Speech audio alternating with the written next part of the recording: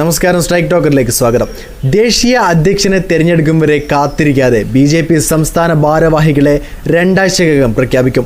വിദേശത്തുള്ള സംസ്ഥാന പ്രസിഡന്റ് രാജീവ് ചന്ദ്രശേഖർ തിരിച്ചെത്തിയാലുടൻ ഭാരവാഹി പട്ടിക പുറത്തിറക്കും.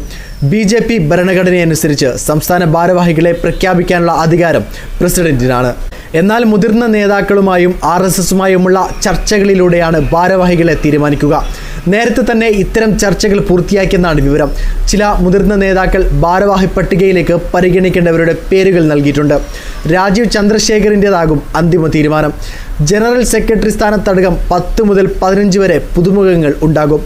4 ജനറൽ സെക്രട്ടറിമാർ, 10 വൈസ് പ്രസിഡന്റുമാർ, 10 സെക്രട്ടറിമാർ, ട്രഷറർ എന്നിവരടങ്ങുന്നതാണ് സംസ്ഥാന ഭാരവാഹി പട്ടിക.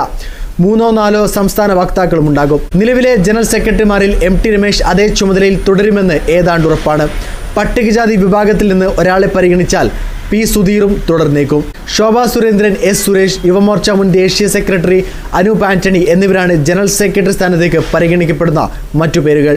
KK Aneesh Kumar, MV Gopakumar, BB Gopakumar, VK Sajeevan, Ashanath, Pala Jayasooryan, Jiji Joseph, K Srikanth, N Hari, Pratheesh Viswanath തുടങ്ങിയ പുതുമുഖങ്ങളെ സംസ്ഥാന ഭാരവാഹിത്വത്തിലേക്ക് പരിഗണിക്കുന്നുണ്ടെന്നാണ് അറിയുന്നത്. നിബിൻ കൃഷ്ണൻ, ശ്യാംരാജ് എന്നിവരിലൊരാൾ യുവമോർച്ച സംസ്ഥാന പ്രസിഡന്റാകുമെന്നാണ് സൂചന. നവ്യ ഹരിദാസ്, ഡോക്ടർ ആതിര, സ്മിത മേനോൻ എന്നിവരിലൊരാൾ മഹിളാ മോർച്ച അധ്യക്ഷനാകാനാണ് സാധ്യത. ന്യൂനപക്ഷ മോർച്ച പ്രസിഡന്റ് സ്ഥാനത്തേക്ക് പ്രഥമ പരിഗണന ഷോൺ ജോർജിനാണ്. വീഡിയോ ഇഷ്ടമായി ലൈക്ക് ചെയ്യുക, നിങ്ങളുടെ അഭിപ്രായം രേഖപ്പെടുത്തുക. കൂടുതൽ വീഡിയോസുകൾക്കായി ഈ ചാനലോട് തന്നെ സബ്സ്ക്രൈബ് ചെയ്യുക. This is strike talker signing off.